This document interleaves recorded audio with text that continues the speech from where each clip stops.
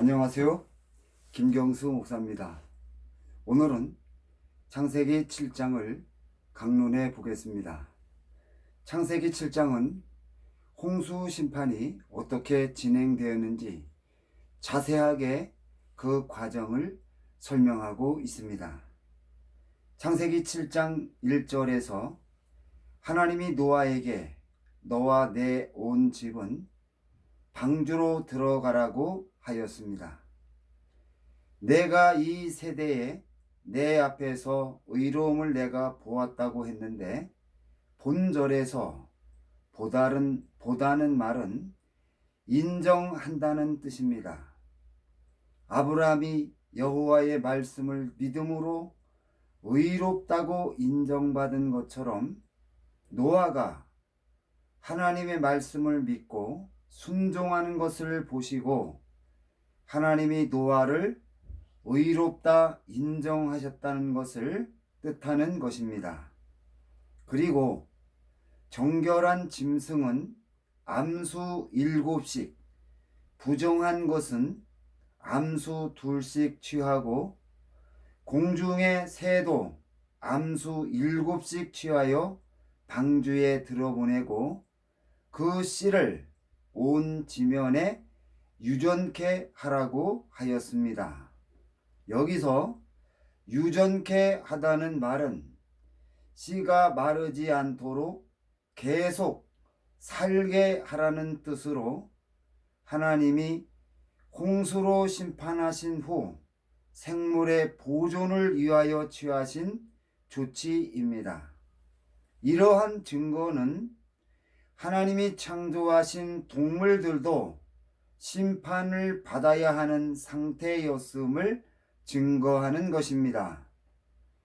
하나님이 창조한 동물들은 인격적인 존재로 지음받지 않았기 때문에 죄가 무엇인지 알지 못하며 스스로 죄를 지을 수 없다는 것입니다. 그럼에도 방주에 들어가기로 선택을 받은 극소수의 동물들을 제외한 모든 동물들이 하나님의 심판을 받고 멸망했다는 것은 모든 동물들이 사단의 통치를 받으면서 심각한 문제가 생겼다는 것을 가르쳐 주는 것입니다. 창세기 7장 2절에서 하나님이 노아에게 정결한 짐승은 암수 7씩을 데려오게 한 것은 방주 안에서 월삭이나 안식일을 지킬 때 하나님께 드리는 제물로 쓰기 위함이었다고 하는 것을 가르쳐 줍니다. 하나님이 에덴 동산에서 나가는 아담과 하와를 위하여 가죽옷을 지어서 입혀 주셨을 때 양을 희생시켰는데 하나님의 보좌와 성전이 있는 거룩한 에덴에서 양의 사체를 태워서 정결케 하면서 아담과 하와에게 번제를 가르쳐 주셨는데 채식을 하던 당시에 양은 살상이 허용된 유일한 짐승이었습니다. 그런데 가인이 사단의 하수인이 되어서 모든 만물들을 통치할 때 사단에게 많은 양을 제물로 바치고 타락한 인간의 욕망을 따라 아름다워지려는 사람들이 추구하는 삶의 방식에 의하여 양의 가죽으로 많은 옷을 만들어 입었기 때문에 당시 양이 멸종될 위기에 처하므로 아벨이 양을 특별히 보호하게 되었다는 것을 앞에서 살펴보았습니다. 그런데 본절에서 하나님께 드려지는 제물이 양을 대신하여 정결한 짐승으로 대체된 것을 알 수 있습니다. 이러한 성경의 증거는 홍수 심판 전에 하나님께 드려졌던 제물이 양에서 정결한 짐승으로 대체되었다는 것을 나타내는 것이며, 가인이 통치할 때와 같은 방식으로 지나치게 많은 양들이 살상되었다는 것을 증거하는 것입니다. 그리고 하나님이 새를 암수 7씩 방주에 들여보내게 했는데, 새는 한 번에 여러 개의 알을 낳고 새끼에서 어미로 성장하는 기간이 다른 동물에 비해서 짧고, 다른 동물에 비해 먼 거리를 신속하게 이동할 수 있습니다.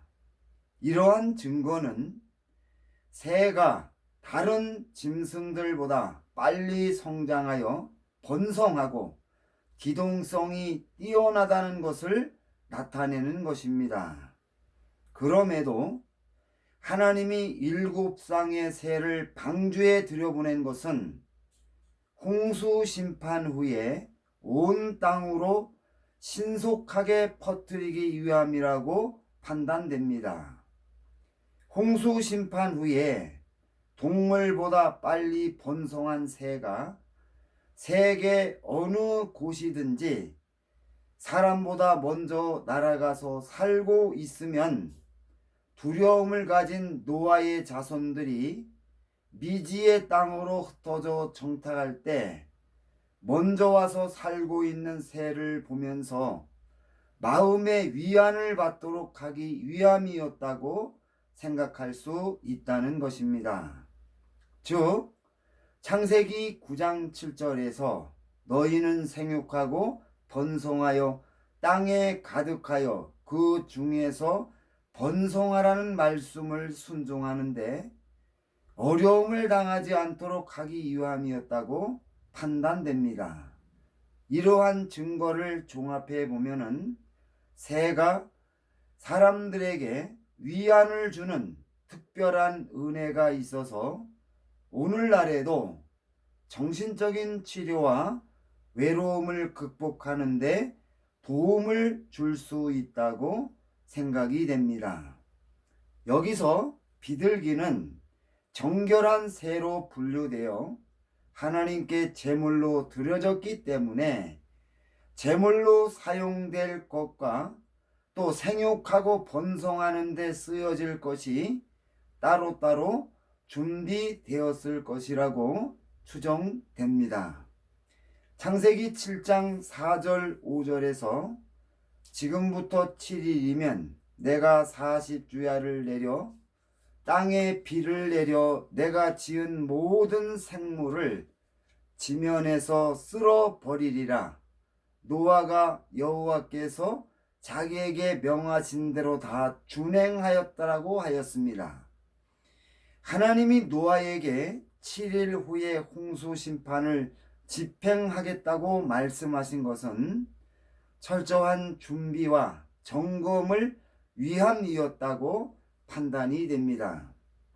그리고 노아와 그의 가족 모두와 하나님이 노아에게 인도한 모든 짐승들이 방주로 들어갔다고 하였습니다. 노아는 하나님이 방주로 데리고 온 모든 짐승들을 방주왕으로 인도하는 역할만 했던 것입니다.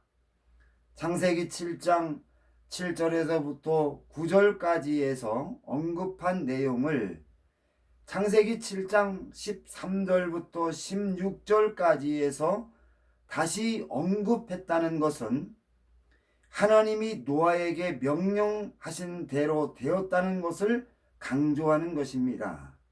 그 결과 홍수 심판이 끝난 후에 모든 짐승들이 땅 위에서 다시 생육하고 번성할 수 있게 되었다는 것을 나타내는 것입니다. 창세기 7장 11절 12절에서 600세 되던 해 둘째 달 곧 그 달 11의 날이라. 그날에 큰 기품의 샘들이 터지며 하늘의 창문들이 열려 40주야를 비가 땅에 쏟아졌다고 하였습니다. 본문에서 홍수가 노아의 나이 600세 되던 해 2월 17일에 시작되었으며 큰 기품의 샘이 터지고 하늘의 문들이 열리면서 물이 쏟아짐으로 많은 그 홍수 심판이 집행되었고 비가 40일 동안 밤낮으로 쏟아졌음을 증거하였습니다.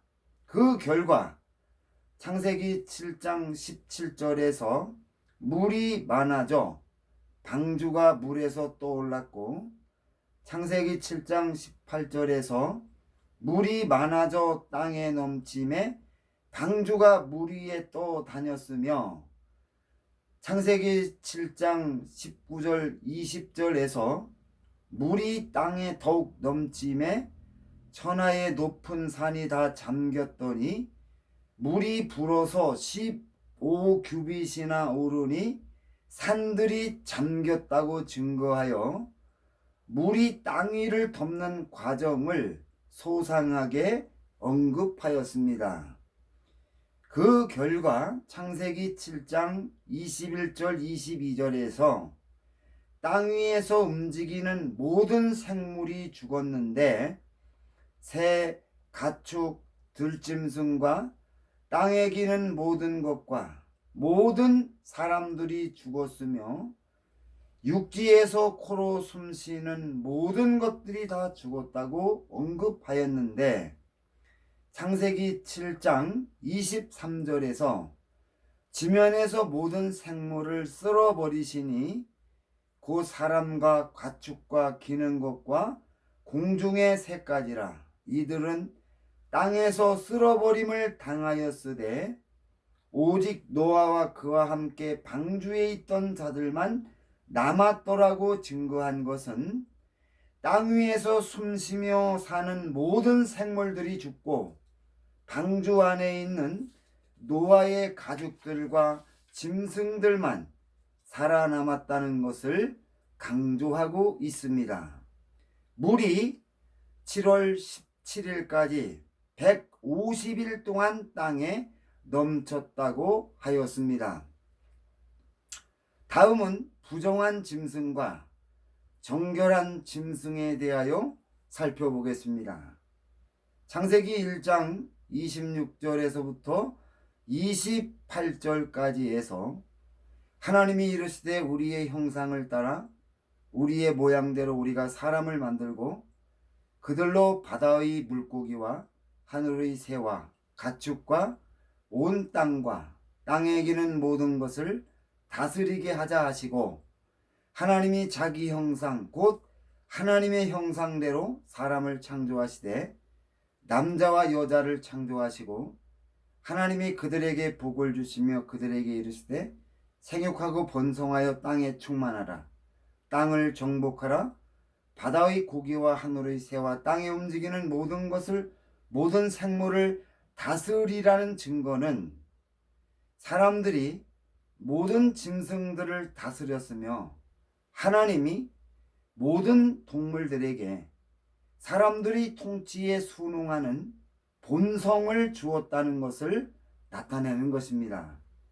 그리고 이사야 11장 6절부터 9절까지에서 그때의 이리가 어린 양과 함께 살며 표범이 어린 염소와 함께 누우며 송아지와 어린 사자가 살찐 짐승이 함께 있어 어린아이에게 이끌리며 염소와 곰이 함께 먹으며 그것들의 새끼가 함께 엎드리며 사자가 소처럼 풀을 먹을 것이며 젖먹는 아이가 독사의 구멍에서 장난하며 젖된 아이가 독사의 굴에 손을 넣을 것이라 거룩한 산 모든 곳에서 해됨도 없고 상함도 없을 것이니 이는 물이 바다를 덮음같이 여호와를 아는 지식이 세상에 충만할 것임이라고 하였고 이사야서 65장 25절에서 이리와 어린 양이 함께 먹을 것이며 사자가 소처럼 짚을 먹을 것이며 뱀은 흙을 양식으로 삼을 것이니 나의 성산에서는 해함도 없겠고 상함도 없으리라고 하였는데, 본문에서 증거하는 것은 앞으로 성취될 말씀으로 모든 동물들이 하나님이 창조하셨을 때의 모습으로 회복된다는 것을 보여주는데, 먼저 육식을 하는 맹수들과 풀을 먹는 모든 동물들이 서로 해치지 않고 함께 평화롭게 지낸다는 것이며, 두 번째로 어린아이에게 끌린다는 것은 어린아이에게 순종한다는 것으로 완전히 사람의 통치에 순응하는 모습을 보여주는 것이며, 세 번째로 사자가 짚을 먹는다는 것은 육식 동물이 풀을 먹는다는 것을 나타내며, 네 번째로 물이 바다를 덮음같이 여호와를 아는 지식이 세상에 충만하다는 것은 모든 동물들을 통하여 여호와를 아는 지식을 나타낸다는 것을 나타내고 있습니다. 따라서 본문에서 증거하는 말씀은 앞으로 동물들이 하나님이 창조할 때의 모습으로 회복되어 모든 동물들을 통하여 이루려고 했던 하나님의 계획들이 완전히 성취된다고 하는 것을 나타내고 있는 것입니다. 그런데 하나님이 창조한 모든 동물들은 인격적인 존재가 아니고 사람의 통치를 받기 때문에 하나님을 반역하고 죄를 지을 수 있는 존재가 아니며, 죄가 무엇인지 알지 못하는데도 모든 동물들이 사람들과 함께 홍수 심판을 받아 멸망했다는 것입니다. 이러한 성경의 증거는 모든 동물들이 사람들이 범죄와 부패와 타락에 연관이 되어서 함께 심판을 받았다는 것을 나타내는 것입니다. 모든 사람들과 모든 짐승들을 함께 심판하기 위하여 홍수로, 물로 심판한 것이라고 판단이 됩니다.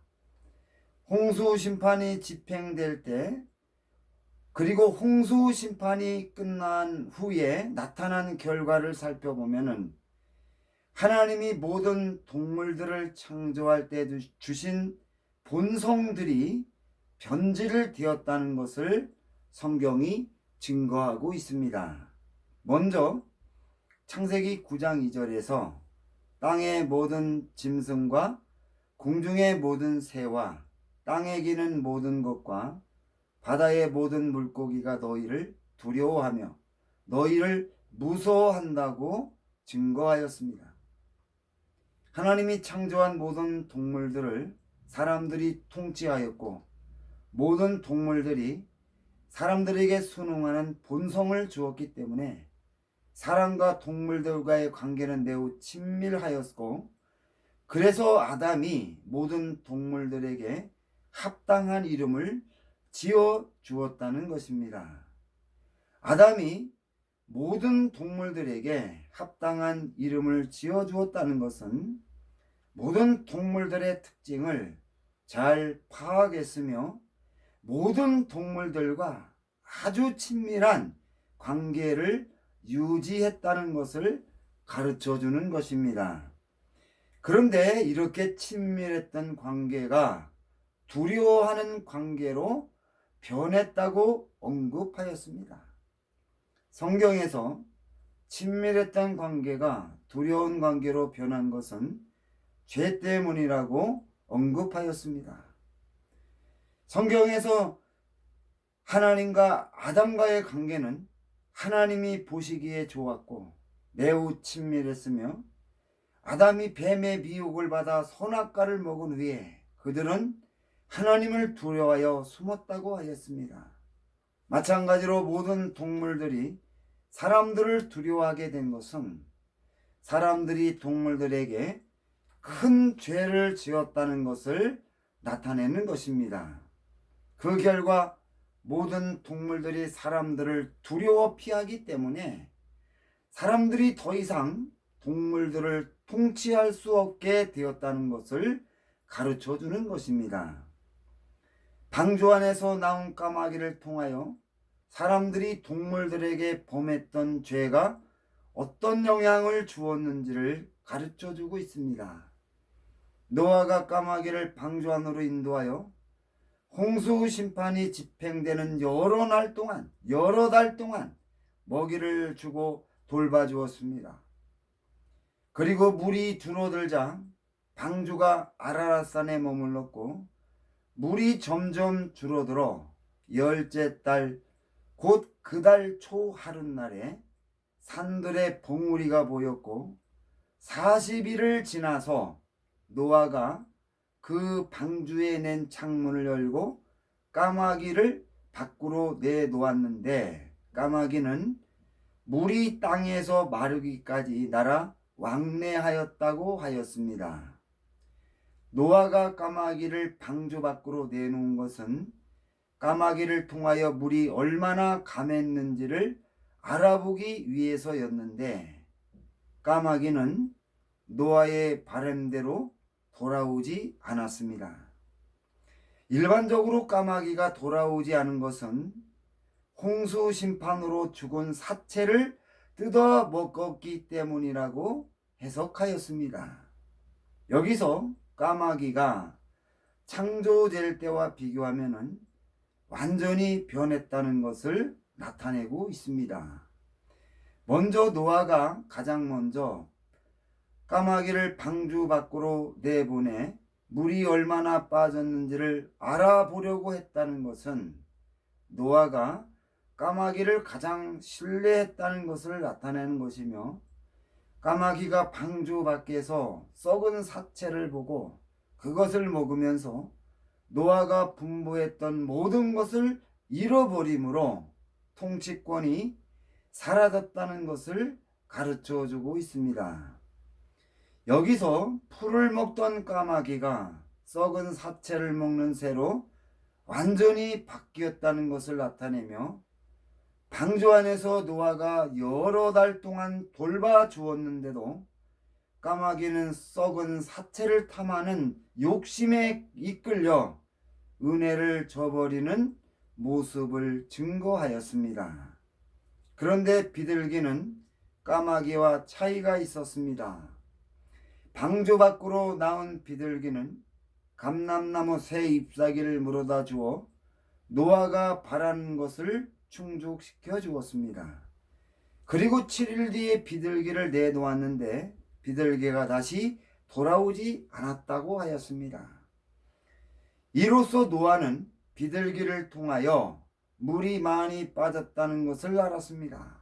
그러나 노아는 비둘기가 방주 안으로 다시 돌아와 방주 밖에 더 자세한 정보를 가져다 주기를 원했을 것이지만 비둘기는 다시 돌아오지 않았다는 것입니다.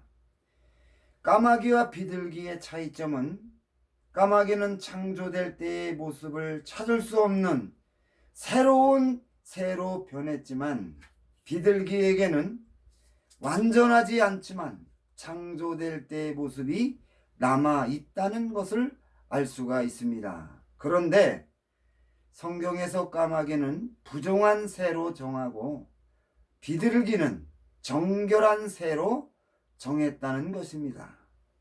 이러한 성경의 증거는 사람들이 동물들에게 죄를 범했을 때 죄의 영향을 많이 받아서 창조 본성을 잊어버리고 전혀 새로운 짐승으로 바뀐 것을 부정한 짐승으로 규정하였으며 사람들이 동물들에게 죄를 범했을 때 창조 본성이 어느 정도 남아있는 짐승과 새를 정결한 짐승으로 정했다는 것을 판단할 수 있다는 것입니다. 그러면은 사람들이 왜 동물들에게 죄를 범하게 되었는가? 사탄이 자신의 목적을 이루기 위하여 셋의 자손을 움직여 모든 동물들에게 죄를 짓게 만들었다고 판단이 됩니다. 하나님이 에녹을 데려갈 때 모든 통치권을 다시 찾은 사탄은 자신의 파멸을 막기 위하여 최선을 다해 일했는데, 그것은 하나님의 구속 역사를 이어가는 모든 세세 자손들이 하나님을 반역하고 타락시키므로 하나님의 심판을 받아 망하게 하여 자신의 머리를 상하게 하는 메시아가 오지 못하게 막는 것이었습니다.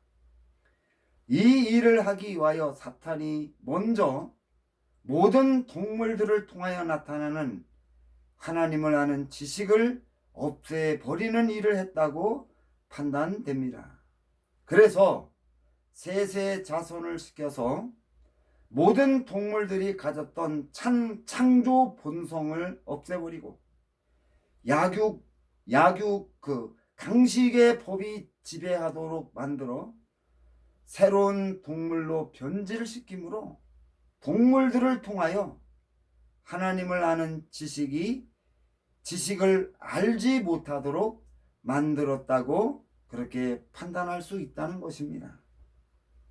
그리고 다니엘서 7장 25절에서 그가 장차 지극히 높으신 이의 성도를 괴롭게 할 것이며 그가 또 때와 법을 고치고자 할 것이며 성도들은 그의 손에 붙임받아 한 때와 두 때와 반 때를 지나리라고 하였는데, 본절은 적그리스도가 예수님이 재림하실 무렵에 행하는 일을 증거하는 것인데, 적그리스도가 때와 법을 고치려 한다고 증거하였습니다.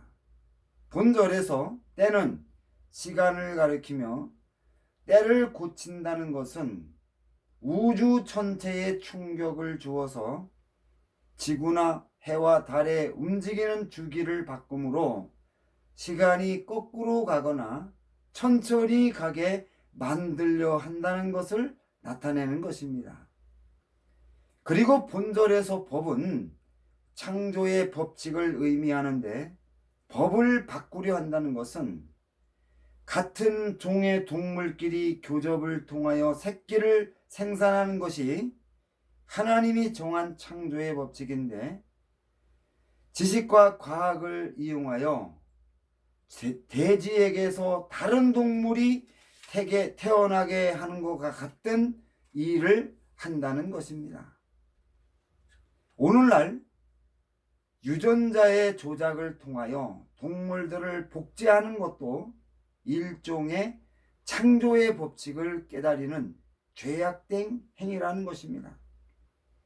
그런데 마태복음 24장 37절에서 노아의 때와 같이 인자의 임함도 그러하리라고 예수님이 말씀하셨는데, 이 말씀은 예수님이 재림하실 때 일어나는 모든 상황이 노아의 때와 같다는 것을 가르쳐주는 것으로, 예수님이 재림하실 때 일어나는 일들이 노아의 때에 있었다는 것을 가르쳐주는 것이라고 판단이 됩니다. 따라서 예수님이 재림하실 때에 적그리스도가 때와 법을 바꾸려는 일을 하는데, 이러한 일을 이미 노아의 때에 했다는 것을 가르쳐주는 것으로 판단할 수 있다는 것입니다. 하나님이 창조한 모든 짐승들을 물로 심판하여 쓸어버린 것은 당시 세세 자손들이 창조의 법을 깨뜨리고 동물들에게 큰 죄를 지어서 창조의 법을 떠나서 태어난 짐승들이 너무 많고 창조의 법을 따라 태어난 동물들이 적었기 때문에 하나님이 창조한 본래의 모습으로 회복될 수 없었기 때문에 하나님이 물로 심판하여 쓸어버린 것이라고 그렇게 판단할 수 있다는 것입니다. 하나님이 방주에 들어갈 짐승들을 노아에게 인도했다는 것은 창조의 법칙에 따라서 태어난 짐승들을 골라서 데려온 것을 나타내는 것이라고 그렇게 생각할 수 있다는 것입니다. 이렇게 해서 창세기 7장의 모든 강론을 마치겠습니다. 이 강론을 통하여 하나님을 아는 지식이 날마다 더하고 우리의 믿음이 하나님의 말씀 위에 견고하게 세워지므로 어떠한 환난이나 고통과 어려움이 와도 믿음으로 승리하는 굳은 믿음의 역사가 일어나기를 주님의 이름으로 부탁을 드립니다. 감사합니다.